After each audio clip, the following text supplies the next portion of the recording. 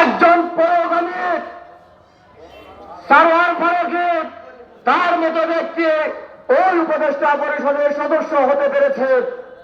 আমাদের ভাগ্যের উপর চরম নির্মম পরিহাস। আগামী দিনে আরো কি হবে আমরা জানি না। আমাদেরকে সতর্ক থাকতে হবে। আরেকটি আন্দোলন আমাদের সামনে অবশ্যই আছে। সেই আন্দোলনটি অবশ্যই এই উপদেষ্টা পরিষদের বিরুদ্ধে হতে পারে। কারণ আমরা যেহেতু জানি না এই বাংলাদেশ পরিচালনার জন্য শত শত শহীদের বিনিময়ে যাদের রক্তত্যাগের বিনিময়ে আবার আমরা একটা স্বাধীনতা পেয়েছি। আবারও সামনে সংগ্রাম আছে। সেই সংগ্রামের জন্য আপনাদের আমাদের আবার প্রস্তুত থাকতে হবে।